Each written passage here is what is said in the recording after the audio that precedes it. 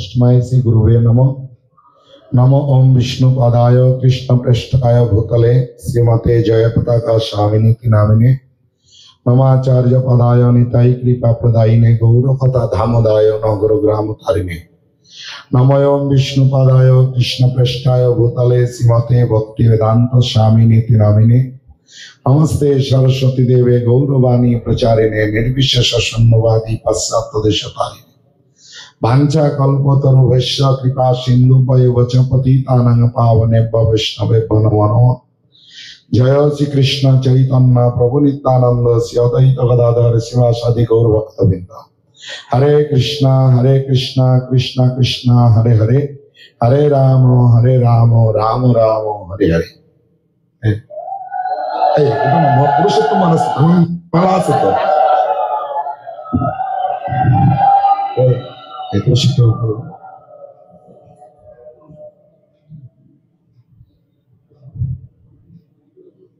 हरे कृष्ण। মুর্শিদাবাদ, বীরভূম, বাঁকুড়া জেলা নামহট্ট মেলায় অংশগ্রহণকারী সমস্ত ভক্তদেরকে আমি আন্তর্জাতিক কৃষ্ণ ভাবনামৃত সংঘ ইসকনের পক্ষ থেকে হার্দিক ধন্যবাদ জ্ঞাপন করছি। তো এতক্ষণ আপনারা একসঙ্গে বসে জপ করলেন, বৈকুণ্ঠ পরিবেশ ভালো লেগেছে? তো এখন আমরা হরিনামের গুরুত্ব এবং কেন জপ করব এই বিষয়ে অল্প কিছু আলোচনা করব। তা আমি যা আলোচনা করব আপনারা সবাই জানেন, তো এই জন্য আলোচনা করব যাতে আপনাদের সঙ্গে কিছু হরিকথা শ্রবণের মাধ্যমে আমার চিত্ত শুদ্ধি করতে পারি, তাই আমি কিছু বলবো। তো এই যে হরিনাম কলিযুগের যুগ ধর্ম, এটা অত্যন্ত গুরুত্বপূর্ণ। এই হরিনামের মাধ্যমে আমাদের মনুষ্য জীবন শুরু হয়। আচার্যগণ বলছেন, মনুষ্য আকার পাইলে কি হয়, করহ ভূতের কাম। মনুষ্য আকার পেলেই যে মনুষ্য জীবন শুরু হয় তা নয়, করহ ভূতের কাম। ভূতের কাম মানে দেখবেন নিম্নতর জীব, ইতরজনী, তাদেরও চেতনা আছে, সেই চেতনা দিয়ে তারা জীবনকে পরিচালনা করে। কি উদ্দেশ্য নিয়ে? আহার, নিদ্রা, ভয়, মৈথুন। আর জীব, দেহধারী জীব মাত্র এই প্রবৃত্তি থাকে। তো শাস্ত্রে বলছে উন্নত চেতনা বিশিষ্ট মানুষ তারাও যদি এই চারটা উদ্দেশ্য নিয়ে জীবনকে পরিচালনা করে, তাদেরকে পশুর সঙ্গে তুলনা করা হয়েছে। পশুর সঙ্গে তুলনা করা হয়েছে। তা ভগবান আমাদের এই মনুষ্য জীবন কেন দিয়েছেন, কেন আমরা মনুষ্য জীবন লাভ করেছি? দেখবেন আপনারা, আমি একটা পয়ার বলবো, এই পয়ারটা আপনারা সবাই জানেন। একটা লাইন আমি অর্ধেক বলবো, আমার পরেরটুকু আপনারা জোরে করে বলবেন। সবাই বলবেন তো? হ্যাঁ। কৃষ্ণ ভজিবার তরে, সবাই বলেনি, আরেকবার সবাইকে বলতে হবে আমার পরে পরে। কৃষ্ণ ভজিবার তরে, কি জন্য মনুষ্য জীবন নিয়ে সংসারে এসেছি? কৃষ্ণ ভজনা করবার জন্য। বুঝতে পারছেন? এই কৃষ্ণ ভজন যখন থেকে আমাদের শুরু হয় তখন মনুষ্য জীবন শুরু। আর কৃষ্ণ ভজন কখন শুরু হবে? হরিনামের মাধ্যমে। তা আপনারা, আমরা সবাই জানি, আমরা প্রত্যেকটা জীব দেহ না আত্মা? জোরে বলুন, আমি আত্মা। আত্মার লক্ষণ কি? মাতাজিরা বলুন, আত্মার লক্ষণ কি? বলুন। ওটা কর্তব্য, লক্ষণ না। আত্মার প্রভুরা বলুন আত্মার লক্ষণ কি? চেতনা। জোরে বলুন আত্মার লক্ষণ কি? চেতনা। তো মহাপ্রভু এই চেতনাকে কার সঙ্গে তুলনা করেছেন? চেত দর্পণ। চেতনাকে কার সঙ্গে তুলনা করেছেন? দর্পণ। দর্পণ মানে কি? আয়না। আয়না মুখের সামনে ধরলে নিজের রূপ দেখতে পাবেন তো, হ্যাঁ কি না? আয়নাতে নোংরা থাকলে দেখা যায় না, কি করতে হয়? পরিষ্কার করতে হয়। আমরা যারা বসে আছি প্রত্যেকের শরীরে চেতনা আছে না নেই? জোরে বলুন আছে। এখন চেতনা যদি আয়না হয়, আপনারা কারা কারা এই চেতনাতে দেখতে পাচ্ছেন আমি দেহ নয়, আমি পুরুষ নয়, আমি মহিলা নয়, আমি কারো স্বামী নয়, কারো স্ত্রী নয়, কারোর মা নয়, বাবা নয়, আমি আত্মা। এই আত্মা ভগবানের দাস। কারা কারা দেখতে পাচ্ছি? হাত তুলুন। দেখতে পাচ্ছেন? আপনার চরণে আমার প্রণাম। আমি কিন্তু এখনো দেখতে পাচ্ছি না আমার চেতনাতে যে আমি আত্মা। এই আত্মা ভগবানের দাস। যাই কিছু কিছু ভক্ত আপনারা উপলব্ধি করেছেন, আপনারা খুবই ভাগ্যবান। কিন্তু বেশিরভাগ ক্ষেত্রে দেখবেন আমরা এটা উপলব্ধি করতে পারছি না আমি আত্মা। আমরা সবসময় নিজেকে কি দেখছি? আমি মহিলা, অপুরুষ, হ্যাঁ কি না? আমি অমুকের মা, অমুকের বাবা, এ আমার ছেলে, হ্যাঁ কি না? আমি কত ধনী, ও কত গরিব, এ কত সরু, ও কত মোটা, এগুলো আমরা দেখছি কিনা? হ্যাঁ কি না? বলুন তো আত্মা সরু না মোটা? কি বলছেন? আত্মা সরুও নয়, আত্মা মহিলা না পুরুষ? আত্মা মহিলাও নয়, পুরুষও নয়। তো এখন আমরা এটা দেখতে পাচ্ছি না কেন? বলুন কেন দেখতে পাচ্ছি না? আমাদের আয়নাতে চেতনাতে নোংরা পড়ে গেছে।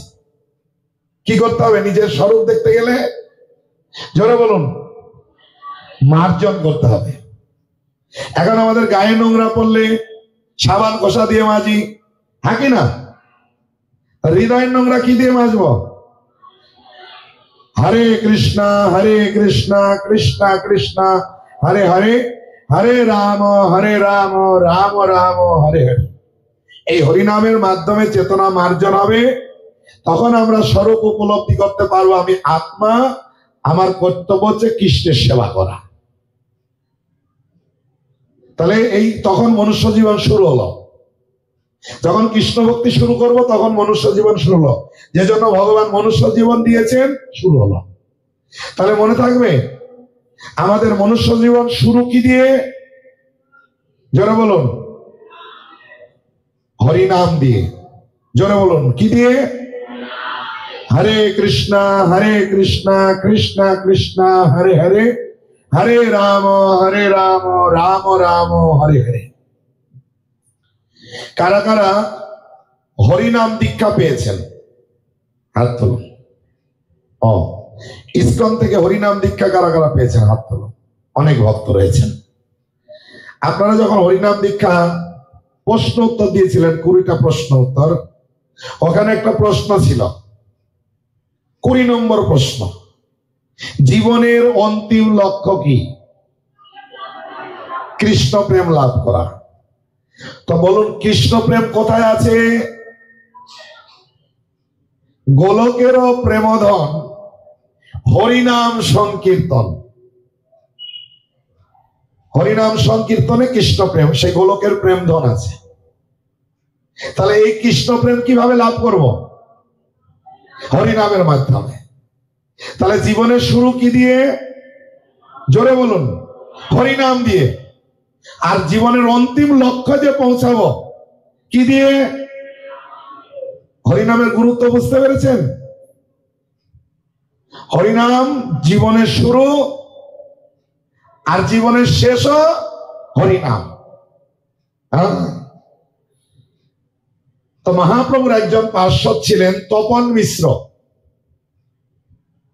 তিনি বাংলাদেশে আবির্ভূত হয়েছিলেন, তখন ওটা পূর্ববঙ্গ নাম ছিল, ভারতবর্ষের মধ্যেই ছিল। আর চৈতন্য মহাপ্রভু তিনি নবদ্বীপে বিদ্যার বিলাস করছিলেন। তো মহাপ্রভুর তখন নাম ছিল নিমাই পণ্ডিত। তো মহাপ্রভু মাতুলালয় দর্শনের জন্য তিনি বাংলাদেশে অর্থাৎ পূর্ববঙ্গে গিয়েছিলেন। তো এই তপন মিশ্র তিনি একটা জিনিস অনুসন্ধান করছিলেন, সেটা হচ্ছে সাধ্য সাধন তত্ত্ব। সাধ্য মানে আমার ইষ্ট দেবতাকে, আমি কোন রসের ভক্ত। এই যে ভগবানের আমরা ভক্তি করছি, ভগবানের সঙ্গে আমাদের একটা সম্বন্ধ আছে, দাস্য, সাক্ষ্য, বাৎসল্য, মধুর। দাস্য মানে আমি দাস, ভগবান হচ্ছেন প্রভু। সাক্ষ্য মানে ভগবান আর ভক্ত সখা, বন্ধু, বন্ধুভাবে ভক্তরা ভগবানের সেবা করেন। বাৎসল্য মানে পিতা মাতা রূপে ভক্তরা ভগবানের সেবা করেন। আর মাধুর্য মানে প্রেমিক প্রেমিকা রূপে ভগবানের সেবা করেন। এখন আমি কোন রসের ভক্ত, এটা হচ্ছে সাধ্য। সাধন মানে আমি তার আরাধনা কিভাবে করব, এটা হচ্ছে সাধন। এই তপন মিশ্র সাধ্য সাধন তত্ত্ব তিনি বুঝতে পারছেন না, তিনি অনুসন্ধান করছেন আমি কোথায় গেলে সাধ্য সাধন তত্ত্ব জানতে পারবো। তো তখন মহাপ্রভু যখন তিনি পূর্ববঙ্গে গেলেন, এই তপন মিশ্র স্বপ্ন আদেশ পেলেন, তপন মিশ্র তুমি যে অনুসন্ধান করছো সাধ্য সাধন তত্ত্ব, দেখো গৌর দেশ থেকে নিমাই পণ্ডিত এসেছে। তখন এই পশ্চিমবাংলার নাম ছিল গৌর দেশ। এই গৌর দেশ থেকে নিমাই পণ্ডিত এসেছে, তার কাছে তুমি যাও, তার কাছে গেলে তুমি সাধ্য সাধন তত্ত্ব জানতে পারবে। তখন তপন মিশ্র স্বপ্ন আদেশ পেয়ে তিনি খুঁজতে খুঁজতে মহাপ্রভুর কাছে আসলেন। মহাপ্রভুকে দর্শন করে তিনি উপলব্ধি করলেন যে ইনি হচ্ছেন আমার ইষ্ট দেবতা। বুঝতে পারলেন, মহাপ্রভুর প্রতি আকৃষ্ট হয়ে তিনি মহাপ্রভুকে প্রার্থনা করলেন, হে প্রভু,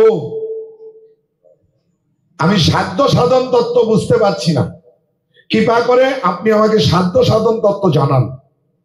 এবং আরেকটা আপনার কাছে প্রার্থনা, আমি আর বাড়ি ফিরে যাব না, আমি আপনার সঙ্গে থেকে আমি সারা জীবন আপনার সেবা করতে চাই। তখন মহাপ্রভু তপন মিশ্রকে উপদেশ দিলেন, যেটা আপনারা নামট্ট পরিচয়ে প্রত্যেকেই পাবেন। মহাপ্রভুর উপদেশ দেখবেন আছে, সেখানে মহাপ্রভু তপন মিশ্রকে জানালেন, কলিযুগ ধর্ম হয় নাম সংকীর্তন, চারি যুগে চারি ধর্ম জীবের কারণ, অতএব কলিযুগে নাম যজ্ঞ সার। কোন যজ্ঞ সার? অন্য কোন ধর্ম করলে নাই হয় পার, রাত্রি দিন নাম লও খাইতে শুইতে, তাহার মহিমা বেদে নাই দিতে পারে, শোন মিশ্র কলিযুগে নাহি তপযজ্ঞ। কাকে বললেন? শোন মিশ্র কলিযুগে নাহি তপযজ্ঞ। কাকে বললেন? সবাই জোরে বলুন, হরে কৃষ্ণ। অনেকেই ঘুমাচ্ছে, এজন্য ঘুম থেকে জাগিয়ে দিলাম একটু। শোন মিশ্র কলিযুগে নাহি তপযজ্ঞ, যেই জন ভজে কৃষ্ণ তার মহাভাগ্য।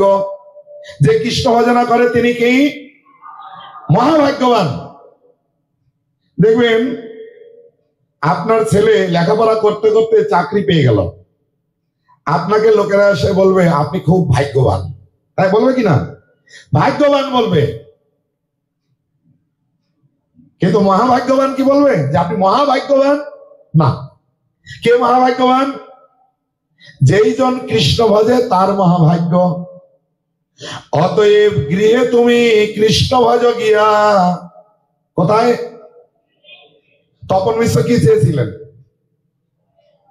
যে মহাপ্রভুর সঙ্গে থেকে তার সেবা করবেন। আর মহাপ্রভু বললেন তুমি গৃহে যাও, গৃহে গিয়ে কৃষ্ণ ভজনা করো। কুটিনাটি পরিহরি একান্ত হইয়া সাধ্য সাধন তত্ত্ব যা কিছু সকল, মনে আছে তো? সাধ্য সাধন তত্ত্ব যা কিছু সকল হরিনাম সংকীর্তনে মিলিবে সকল। কোথায় মিলবে? আমি কোন রসের ভক্ত, তার আরাধনা আমি কিভাবে করব, কিভাবে জানতে পারবো? জোরে বলুন, হরে কৃষ্ণ কৃষ্ণ কৃষ্ণ হরে হরে, হরে রাম রাম রাম হরে হরে। এই শ্লোক নাম বলি লয় মহামন্ত্র, 16 নাম 32 অক্ষর এই তন্ত্র। সাধিতে সাধিতে যবে প্রেমাঙ্কুর হবে, সাধ্য সাধন তত্ত্ব জানিবে সে তবে। কখন সাধ্য সাধন তত্ত্ব জানতে পারবো? যখন হরিনাম জপ করতে করতে প্রেমের অঙ্কুর হবে, তখনই সাধ্য সাধন তত্ত্ব জানতে পারবো, তার আগে পর্যন্ত নয়। কৃত্রিম ভাবে কেউ বলে দিবে তুমি অমক সখীর আনুগত্যে, তো আপনি গোপী সেজে ভজন করছেন, আমি অমক গোপী, আমি আমার গুরুদেব আমাকে এই স্বরূপ বলে দিয়েছে, এরকম স্বরূপ হবে না। এখানে বলছেন সাধিতে সাধিতে যবে প্রেমাঙ্কুর হবে, হরিনাম জপ করতে করতে যখন প্রেমের অঙ্কুর হবে, সাধ্য সাধন তত্ত্ব জানিবে সে তবে। এই জন্য হরিনামটা আমাদের জীবনে অত্যন্ত গুরুত্বপূর্ণ। তাই হরিনাম আমাদের কিভাবে করতে হবে? জপ কীর্তন। মহাপ্রভু কীর্তন এবং জপ করবার নির্দেশ দিয়েছেন। তো চৈতন্য ভাগবতম এটা উল্লেখ করা আছে, 10-5 মিলি নিজ দ্বারেতে বসিয়া কীর্তন করো সবে হাতে তালি দিয়া। এখানে কীর্তনের কথা বলা আছে। হরে কৃষ্ণ কৃষ্ণ কৃষ্ণ হরে হরে, হরে রাম রাম রাম হরে হরে। বলুন,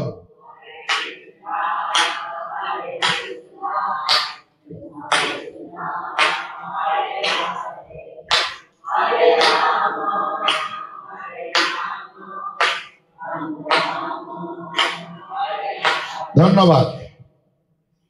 এরকম প্রত্যেক গৃহস্থ তার কর্তব্য হচ্ছে প্রতিদিন একটা সময় ছেলে মেয়ে বাড়ির সবাই 5-10 জন যারা এই সদস্য আছেন, খোল করতাল যদি থাকে ভালো, না থাকলেও কিভাবে হরিনাম করবেন?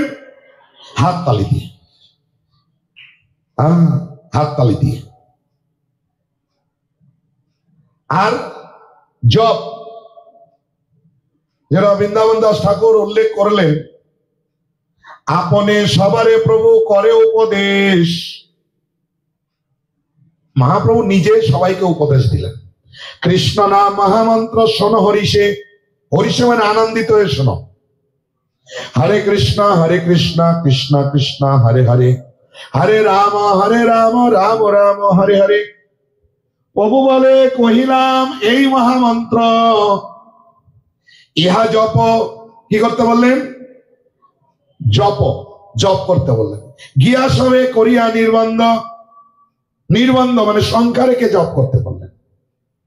তো দেখুন, মহাপ্রভু তো তিনি এসেছেন, হরিনাম তিনি জগতে প্রবর্তন করেছেন। মহাপ্রভুর ফিলোসফি কি? আচারিয়া ধর্ম শিখামো সবারে, আচরণ না করলে ধর্ম শিখানো না যায়। মহাপ্রভু বললেন আমি যা শিখাবো লোককে সেটা নিজে আচরণ করে শিখাবো।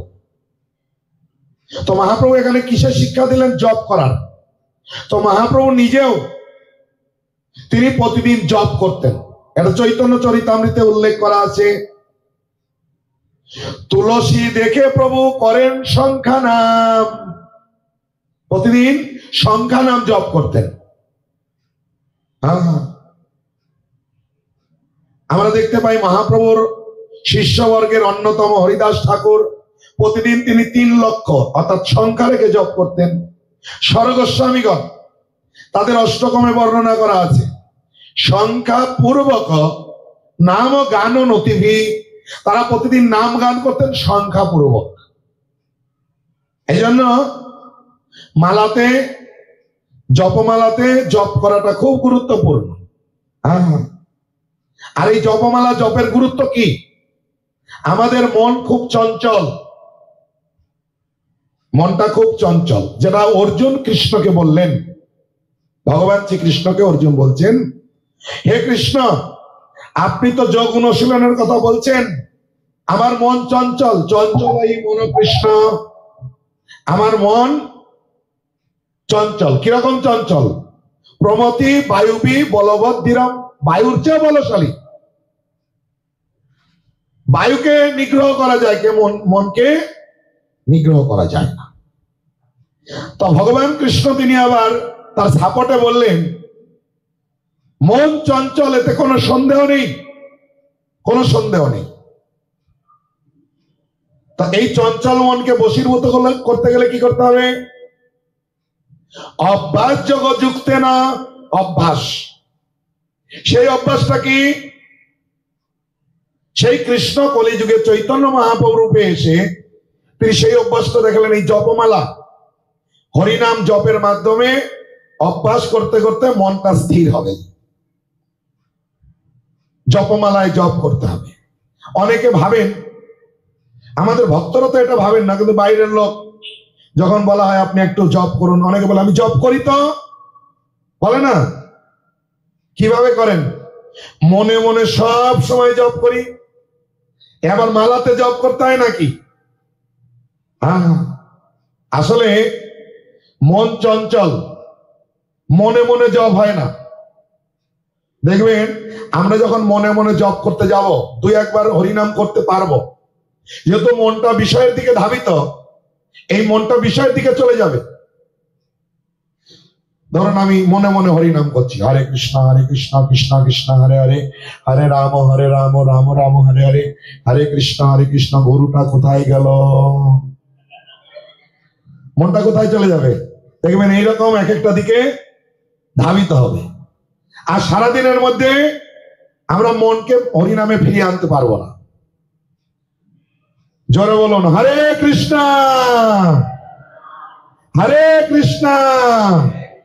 কৃষ্ণ কৃষ্ণ হরে হরে, হরে রাম রাম রাম হরে হরে। যোগ নিদ্রায় এমন লীন হয়ে গেছে, হরিনামেও চেতনা ফিরাতে পারলাম না। হরে কৃষ্ণ। তাহলে এইভাবে মনটা চলে যাবে, মনটাকে আর ফিরিয়ে আনতে পারবো না। আর মালাতে জপ করলে কি হবে? মালাতে জপ করলেও তো মন চলে যাবে, কিন্তু আপনি মালার দিকে তাকালেই আবার মনটাকে আপনি কৃষ্ণ কৃষ্ণ হরে হরে, হরে রাম রাম রাম হরে হরে। এই জন্য মালা জপ করাটা খুব গুরুত্বপূর্ণ। তো যাই হোক, আমরা যে মালা জপ করব এবং আমরা যে হরিনাম করব, আমাদের এই হরিনাম জপ এবং কীর্তন এত গুরুত্বপূর্ণ, আমাদের এই ভক্তি জীবনের যে অগ্রগতি 99% 9 অগ্রগতি নির্ভর করে এই হরিনাম জপের মাধ্যমে। এজন্য আমাদের এই জপটা অত্যন্ত গুরুত্ব সহকারে এবং যত্ন সহকারে করা উচিত। তাছাড়াও দেখবেন আমরা যখন ভজন করি, ভক্তিবিনোদ ঠাকুর তার ভজনে উল্লেখ করলেন, আমার পরেরটুকু আপনারা বলবেন, অপরাধ শূন্য হয়ে নাম করতে হবে।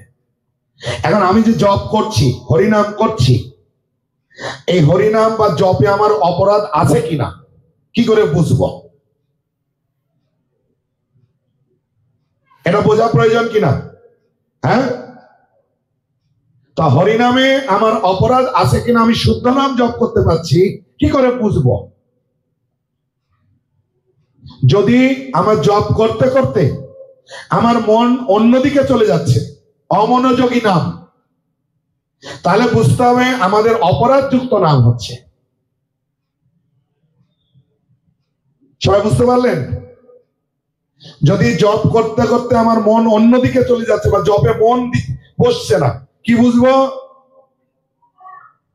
তাহাতে জানিও অপরাধ প্রচুর। কত কত অপরাধ? প্রচুর। তো স্বাভাবিকভাবে আমাদের প্রথমে অপরাধ যুক্ত নাম হয়, এই জন্য আমাদের যত্নবান হতে হবে শুদ্ধ নাম করবার জন্য। তো প্রথমে আমরা চেষ্টা করব, এই হরিনাম যখন জপ করব, প্রথমে আমরা হরিনাম প্রভু মহাপ্রভু পার্শ্বদবৃন্দ গুরুদেব প্রভুপাদের কাছে প্রার্থনা নিবেদন করব জপ করার পূর্বে। হে গুরুদেব, হে প্রভুপাদ, হে নাম প্রভু মহাপ্রভু পার্শ্বদবৃন্দ, আপনারা আমার প্রতি সদয় হয়ে আমাকে কৃপা করুন। আমি হরিনাম করার উপযুক্ত নই। কারা কারা মনে করছেন যে আমরা হরিনাম করার উপযুক্ত? কেউ আমরা উপযুক্ত নয়, এটা স্বীকার করতে হবে। আমি হরিনাম করার উপযুক্ত নই, আমার প্রতি আপনারা সদয় হয়ে আমাকে কৃপা করুন, আমি যেন শুদ্ধ নাম করার জন্য উপযুক্ত হতে পারি। প্রথমে আমাদেরকে প্রার্থনা করতে হবে। আর প্রার্থনা করে তাদের কৃপা চাইলেই হবে না, নিজেকেও যত্নবান হতে হবে। এই যে ভক্তি লাভ করতে গেলে দুটো জিনিস প্রয়োজন। দামোদর মাসে 1 মাস ধরে আমরা দামোবন্ধন লীলা দেখি, শ্রবণ করি লীলা কথা।